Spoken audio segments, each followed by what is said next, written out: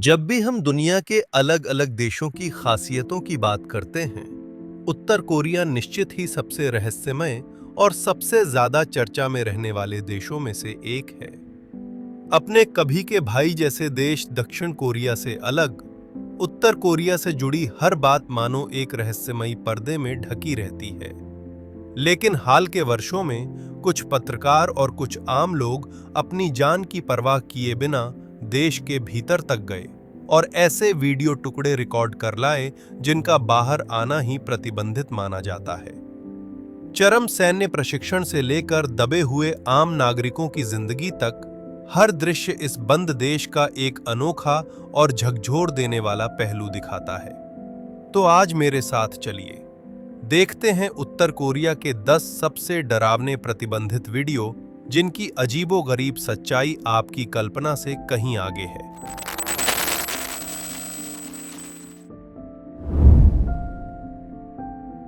ये भी एक ऐसा वीडियो है जो उत्तर कोरिया में बच्चों की दर्दनाक जिंदगी की झलक देता है। वीडियो सुनचौन शहर के एक अनाथालय में रिकॉर्ड बताया जाता है। उसमें कई बच्चे बिना खाना खाए एक कतार में बैठे दिखते हैं। उनमें एक छोटी बच्ची के शरीर पर कुछ धब्बे जैसे निशान भी दिखाई देते हैं और रिपोर्टों के मुताबिक ये किसी बीमारी के लक्षण हो सकते हैं। क्योंकि देश की स्वास्थ्य सेवाएं बेहद कमजोर बताई जाती हैं, सामान्य दवाइयां भी यहां विलासिता जैसी हैं। फिर लक्षित इलाज की दवाओं की तो बात ही अलग है। इलाज को थोड़ी देर अलग रख दें तो खुद भूख उत्तर कोरिया की एक गंभीर समस्या है। 2019 में देश को 10 वर्षों में सबसे बड़ी खाद्य फसल की कमी का सामना करना पड़ा। 10 मिलियन से अधिक लोग गंभीर खाद्य कमी की स्थिति में बताए गए, जो कुल आबादी का 40% है। बहुत से परिवारों को भोजन की संख्या घटानी पड़ी या मात्रा कम करनी पड़ी और माता-पिता को खुद भूखे रहकर बच्चों को खिलाने की नौबत तक बताई गई। संयुक्त राष्ट्र की एक आकलन रिपोर्ट कहती है कि देश के भीतर सूखा, गर्मी की लहर और बाढ़ जैसे प्राकृतिक संकटों ने कृषि उपज पर असर डाला।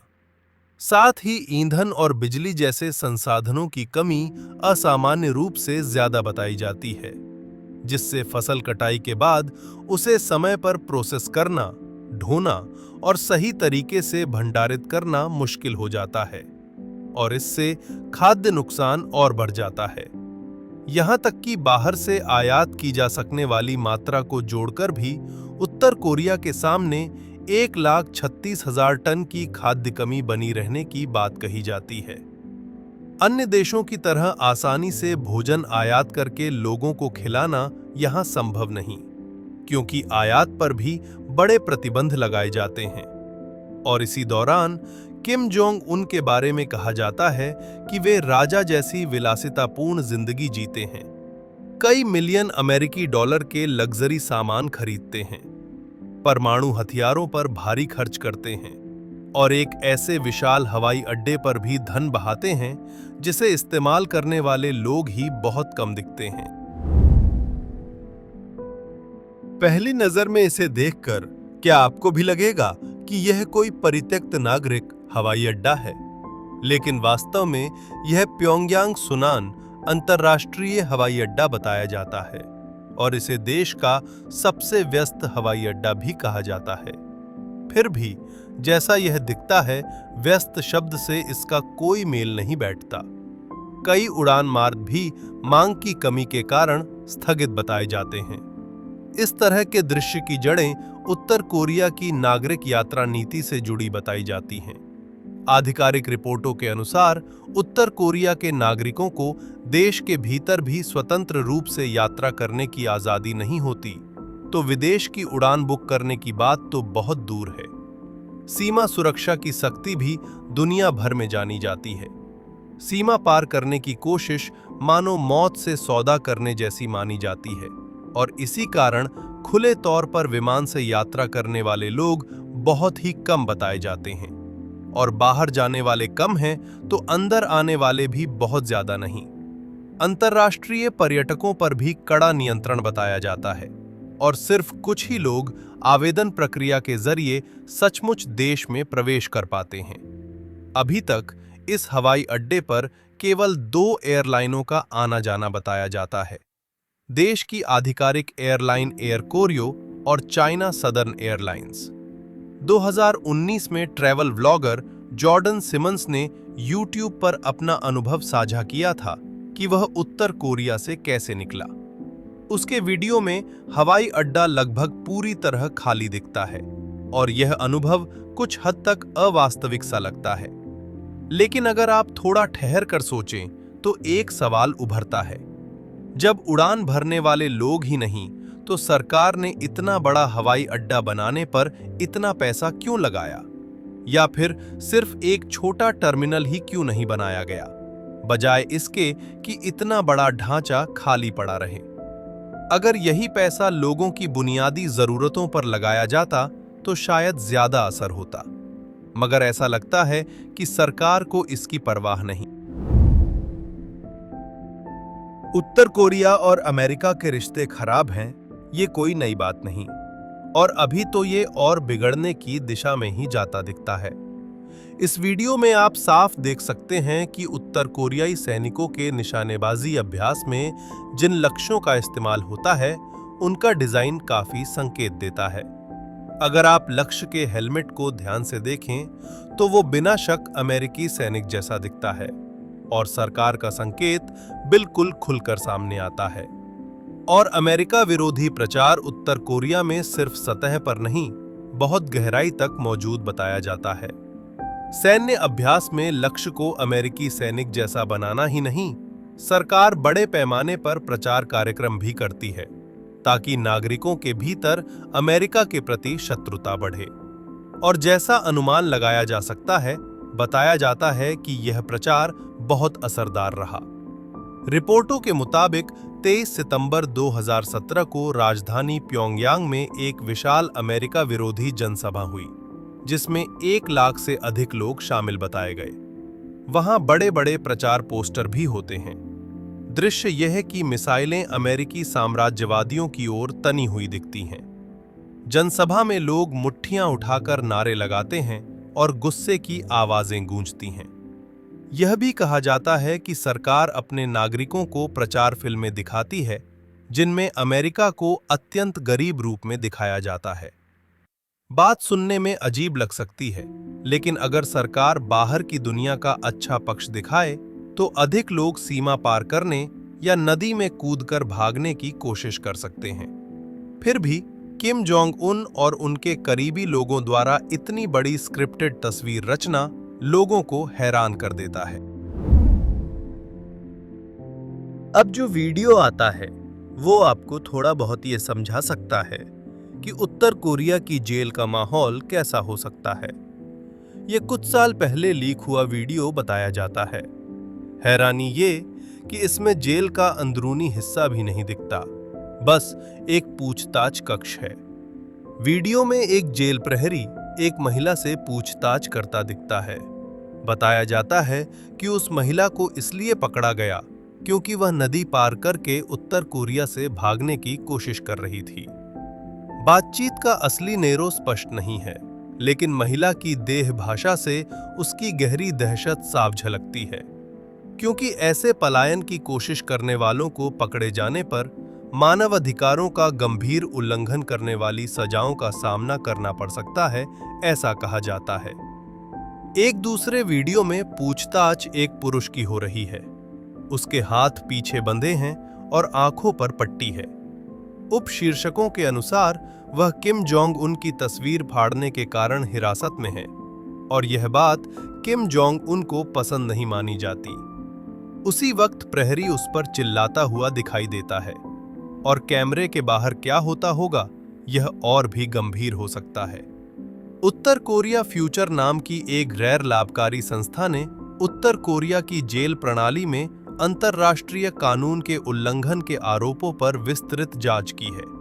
उन्होंने 200 से अधिक पूर्व बंदियों से जानकारी ली और 5181 मानवाधिकार उल्लंघनों की गिनती दर्ज की। उन्होंने ऑन सॉन्ग डिटेंशन सेंटर का 3D मॉडल भी बनाया ताकि लोग उसकी स्थिति को अधिक स्पष्ट रूप से समझ सकें। कहा जाता है कि वे इन सबूतों को एक डेटाबेस में दर्ज कर रहे हैं। उम्मीद यह है कि भविष्य में दोषियों को कानून के सामने लाया जा सके। फिलहाल उत्तर कोरिया मानवाधिकार उल्लंघन के सभी आरोपों से इनकार करता है।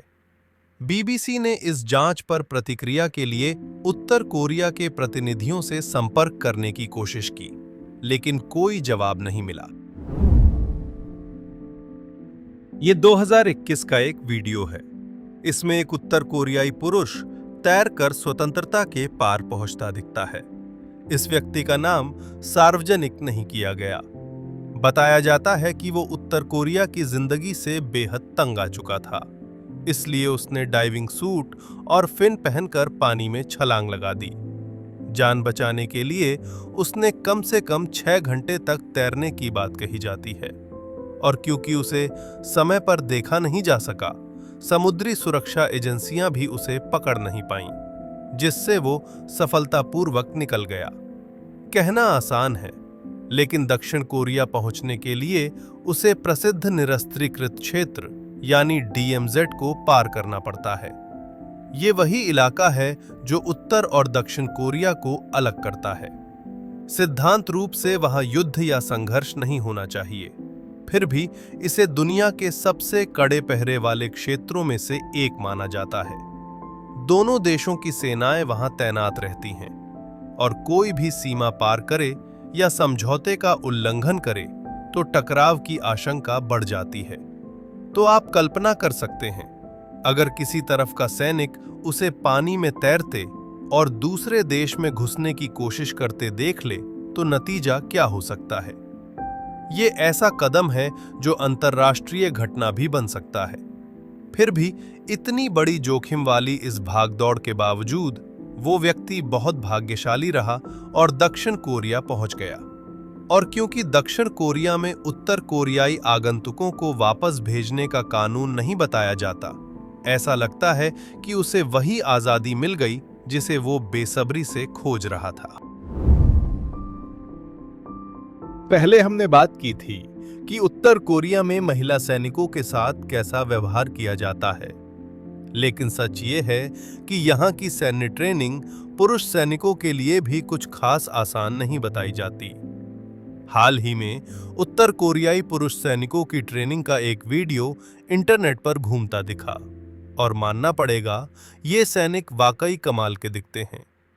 वीडियो में चरम मार्शल आर्ट ट्रेनिंग के कई दृश्य आते हैं, और हर फ्रेम में सैनिकों का शरीर बेहद कठोर पीड़ा झेलता हुआ नजर आता है। कहीं कोई सिर से ईंटों पर प्रहार करता है, कहीं कोई टूटे कांच पर लेटा हुआ दिखता है, और कहीं किसी का गला लोहे की छड़ को मोड़ता हुआ दिखाई देता है। इसके अलावा कुछ सैनिक पलटियां और दूसरे तरह के हैरत अंगेज करतब दिखाते नजर आते हैं, और सर्वोच्च नेता पास ही खड़े होकर देखते हैं, फिर खुश होकर तालियां बजाते हैं। इन वीडियो को देखकर सवाल अपने आप उठता है कि इन्हें शूट कराने का मकसद क्या है। आखिर ये तो नहीं कि दुश्मनों को डराया जा रहा हो, क्योंकि आधुनिक देशों की टकराहट में सैनिकों का हाथापाई में उतरना अब बहुत कम बताया जाता है। दूर से मार करने वाले हथियार बहुत आम हो चुके हैं, और मुट्ठियों से पास जाकर वार करने का दौर काफी पहले पीछे रह गया। इसलिए सैनिकों को करतबों से तैयार करना, ये बात सचमुच कुछ अजीब और धुंधली सी लगती है। 2016 में एक मानवाधिकार संगठन ने एक दिल तोड़ देने वाला वीडियो साझा किया। वीडियो में उत्तर कोरियाई छोटे लड़कों को लोहे की जंजीरों से बांधा गया है और उन्हें रेलवे लाइन पर काम करने के लिए मजबूर किया जा रहा है। पेशेवर औजारों की कमी के कारण ये बच्चे हाथों से ही सारे काम करते दिखते हैं, और जंजीरों की वजह से वे काम की जगह छोड़ भी नहीं सकते। यह दृश्य वाकई बहुत बेचैन कर देता है। इनमें से कोई बच्चा देखने में 10 साल का भी नहीं लगता। जिस उम्र में उसे स्कूल में होना चाहिए, वो कई घंटों तक किसी बुनियादी ढांचे के प्रोजेक्ट पर लगातार काम करता दिखता है। और उससे भी खराब यह बताया जाता है कि इतनी मेहनत के बावजूद उन्हें कोई मजदूरी नहीं मिलती और उन्हें लगातार 10 घंटे तक काम करना पड़ता है। ऐसा भी कहा जाता है कि उत्तर कोरिया में यह स्थिति मानो सामान्य बात बन चुकी है, यहाँ तक कि इसे खबरों में प्रचार की तरह पेश किया जा सकता है। उदाहरण के लिए, उत्तर कोरियाई सरकारी मीडिया KCNA ने कभी यह रिपोर्ट किया कि देश की समृद्धि और विकास के लिए अनाथ देखभाल संस्थानों डोंगहे अकादमी और सहे अकादमी के 150 से अधिक अंतिम वर्ष के छात्र उत्साह से कोयला खदानों और ग्रामीण श्रम में शामिल हुए। लेकिन कोई भी थोड़ा सोचे तो समझ जाएगा, यह सर्वोच्च नेता के प्रति निष्ठा के नाम पर अनाथ और सड़क पर रहने वाले बच्चों को निर्माण स्थलों या कोयला खदानों में धकेलने की एक चाल भर हो सकती है।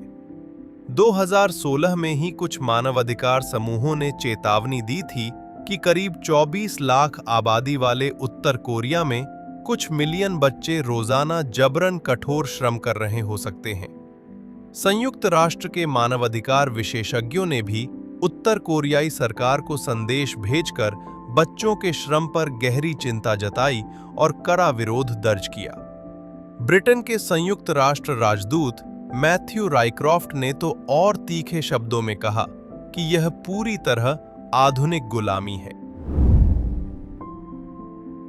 दिसंबर 2015 में ओहायो से आए अमेरिका के एक विश्वविद्यालय छात्र ऑट्टो वॉम्बियर जिज्ञासा से भरा हुआ एक टूर ग्रुप के साथ उत्तर कोरिया गया। लेकिन उत्तर कोरिया की यात्रा के दौरान उसने एक घातक गलती कर दी। उसने यांग कागदो इंटरनेशनल होटल की लॉबी से एक राजनीतिक प्रचार पोस्टर उतार लिया। नतीजा ये हुआ कि जब ऑट्टो और उसका टूर ग्रुप प्योंगयांग अंतर्राष्ट्रीय हवाई अड्डे पर देश छोड़ने की तैयारी कर रहे थे, तो उत्तर कोरियाई पुलिस ने उसे गिरफ्तार कर लिया। ऑट्टो को 6 हफ्ते हिरासत में रखने के बाद उत्तर कोरियाई पुलिस ने उसके लिए एक प्रेस कॉन्फ्रेंस आयोजित की। वहां उसे रोते हुए तैयार कराया गया बयान पढ़ने के लिए मजबूर किया गया, जिसमें मोटे तौर पर यह था कि उससे बहुत बड़ी गलती हुई है और वह उत्तर कोरियाई सरकार से क्षमा मांग रहा है। लेकिन इतना सब होने के बाद भी ऑट्टो को 15 साल के श्रम शिक्षा दंड की सजा सुनाई गई। इस घटना ने तुरंत अमेरिका का ध्यान खींचा। कई दौर की कूटनीतिक बातचीत के बाद कहा जाता है कि अमेरिकी सरकार ने उत्तर कोरिया से समझौता किया और तय हुआ कि लगभग 1.5 साल बाद ऑट्टो को रिहा किया जाएगा। पर कहानी यहीं खत्म नहीं हुई। ऑट्टो 17 महीने तक उत्तर कोरिया में रहा और अंत में जून 2017 में उसे बेहोशी की हालत में रिहा किया गया। वह अमेरिका लौटा और सिर्फ 6 दिन बाद दिल का दौरा पड़ने से उसकी मौत हो गई। उत्तर कोरियाई सरकार ने दावा किया कि उसकी बेहोशी बोटुलिज्म और नींद की दवा के असर से हुई, लेकिन अमेरिकी डॉक्टरों की जांच में बोटुलिज्म का कोई संकेत नहीं मिला। मेडिकल टीम ने कहा कि दिमाग के स्कैन में ऑट्टो के मस्तिष्क ऊतकों को बड़े पैमाने पर नुकसान दिखता है और डॉक्टरों ने अनुमान लगाया कि दिल फेफड़े से जुड़ी समस्या के कारण दिमाग में ऑक्सीजन की कमी हुई, जिससे यह स्थिति बनी। कोई नहीं जानता कि ऑट्टो ने उत्तर कोरिया में उन 17 महीनों में वास्तव में क्या झेला। और इसी घटना के बाद जुलाई 2017 से अमेरिकी सरकार ने अमेरिकी नागरिकों के उत्तर कोरिया जाने पर प्रतिबंध का आदेश जारी किया। यह किम जोंग नाम की मौत का ऐसा मामला है जिसकी अंतर्राष्ट्रीय चर्चा बहुत तेज रही। घटना 13 फरवरी 2017 की है। उस दिन किम जोंग नाम मलेशिया के कुआलालंपुर अंतर्राष्ट्रीय हवाई अड्डा पर मकाऊ जाने की तैयारी में था। पहचान छिपाने के लिए उसने मलेशिया में प्रवेश करते समय किम चोल नाम का नकली नाम इस्तेमाल किया। लेकिन जब वो प्रस्थान हॉल में था, तब 2 महिलाएं जो देखने में बिल्कुल साधारण लगती थीं, किसी बहाने उसके पास आईं। एक ने LOL लिखी सफेद टी शर्ट पहनी थी, दूसरी ने नीला स्वेटर। उनमें से एक ने हाथ से किम जोंग नाम की आंखें ढक दीं और दूसरी ने VX नामक तंत्रिका एजेंट से भीगी हुई तौलिया जैसी चीज से उसके चेहरे को पोंछ दिया। घटना के तुरंत बाद किम जोंग नाम को चेहरे और आंखों में जलन महसूस हुई। उसे कुछ गलत लगा तो उसने एयरपोर्ट स्टाफ से मदद मांगी, लेकिन उसकी हालत तेजी से बिगड़ी। उसे बहुत ज्यादा पसीना और उल्टी जैसे लक्षण बताए गए और अंत में वो एयरपोर्ट से अस्पताल ले जाते समय रास्ते में ही मर गया। इन दो महिलाओं को कुछ समय बाद पुलिस ने गिरफ्तार कर लिया। उन्होंने कहा कि वे एक टीवी शो के मजाक में शामिल थीं और शो वालों ने उन्हें बताया था कि तौलिए पर सिर्फ मिर्च पाउडर जैसा कुछ लगाया गया है ताकि जिस पर मजाक हो उसकी आंखों में जलन हो। वे यह भी कहती हैं कि ये सब 4 पुरुषों के कहने पर हुआ जो खुद को मनोरंजन कार्यक्रम का स्टाफ बताते थे और जिन्होंने उन्हें कुछ भुगतान भी किया था। महिलाओं ने जोर देकर कहा कि उन्हें नहीं पता था कि तौलिए पर कोई और रसायन लगा है और ना ही उन्हें पता था कि यह कितना खतरनाक है। और जो 4 पुरुष इस हमले की योजना में बताए जाते हैं, वे घटना के बाद देश से निकल भागे। कहा जाता है कि उन्होंने नकली पासपोर्ट और पहचान का इस्तेमाल करके अलग अलग जगहों के लिए उड़ान ली और आज तक उन्हें पकड़ा नहीं जा सका, ना ही उनसे पूछताछ हो सकी। इस हमले के पीछे कुछ इंटरनेट यूजर्स का मानना रहा कि इसमें किम जोंग उन का हाथ हो सकता है। यह भी कहा जाता है कि किम जोंग उन ने अपने ही बड़े भाई को संभावित प्रतिद्वंदी माना, सत्ता के लिए खतरा समझा और इसलिए इतना चरम कदम उठाया गया। इसके अलावा वॉल स्ट्रीट जर्नल ने 10 जून 2019 की रिपोर्ट में यह भी दावा किया कि किम जोंग नाम कभी CIA का मुखबिर था, जिससे कहानी और भी उलझी हुई लगती है। और एयरपोर्ट कैमरे में कैद ये प्रतिबंधित वीडियो उत्तर कोरियाई सत्ता के भीतर की जटिल शक्ति खींचतान और कठोर तरीकों की तरफ ध्यान खींचता है, जिससे अंतर्राष्ट्रीय समाज में इस शासन पर नजरें और टिक जाती हैं। उत्तर कोरियाई सेना के तानाशाही और कठोर प्रबंधन की चर्चा विदेशी मीडिया में लंबे समय से होती रही है और महिला सैनिकों पर पड़ने वाला दबाव कल्पना से भी बाहर है। YouTube पर एक वीडियो क्रिएटर ने गुप्त रूप से एक वीडियो रिकॉर्ड किया जिसमें कोरियन पीपल्स आर्मी की महिला सैनिकों के साथ होने वाले नुकसानदेह व्यवहार के दृश्य साफ तौर पर दिखाई देते हैं। दूसरे देशों की तरह उत्तर कोरिया की सेना में भी पुरुष और महिलाएं दोनों शामिल हैं, लेकिन महिला सैनिकों के साथ व्यवहार स्पष्ट रूप से अधिक खराब है। उनसे जो काम करवाए जाते हैं वे कई बार जबरन श्रम जैसे होते हैं, जिनमें भागने से रोकने के लिए बाड़ लगाना, खेतों में फसल काटना और तरह तरह का भारी शारीरिक काम शामिल होता है। वीडियो में दिखाई देने वाली 2 महिला प्रस्तुतकर्ता जो स्वयं दल बदलू हैं, बताती हैं कि उत्तर कोरियाई समाज में पुरुष अधिकारियों की हैसियत बहुत ऊंची होती है। पुरुष सैन्य अधिकारी सम्राटों की तरह बर्ताव करते हैं, जब चाहें महिला सैनिकों को आदेश देते हैं और महिलाओं को पूरी तरह बेबस स्थिति में धकेल देते हैं। ऐसे मामलों में सेना के भीतर महिलाओं को ही दोषी ठहराया जाता है, यहाँ तक कि उनसे सहन करने की अपेक्षा की जाती है। इसी वजह से पीड़ित महिलाएं अक्सर सामने आकर गवाही देने से डरती हैं और कई घटनाएं बिना किसी नतीजे के ही खत्म हो जाती हैं। एक महिला जिसने उत्तर कोरिया से भागने का दावा किया, उसने BBC इंटरव्यू में कहा कि अपनी सेवा के दिनों में वह अक्सर सुनती थी कि कई महिला सैनिकों के साथ अधिकारियों द्वारा बुरा व्यवहार होता है, लेकिन कभी कोई सामने आकर गवाही नहीं देता। उसने ये भी बताया कि कुपोषण और मानसिक दबाव के कारण कई महिला सैनिक कम उम्र में ही अपनी जैविक क्षमता खो बैठती हैं और ऐसे हालात में वे आपस में यह तक कहती हैं कि माहवारी न आना ही बेहतर है, क्योंकि वहां रहने की परिस्थितियां इतनी खराब है कि माहवारी होना जीवन को और ज्यादा कठिन बना देता है। बस यही था इस वीडियो का पूरा कंटेंट।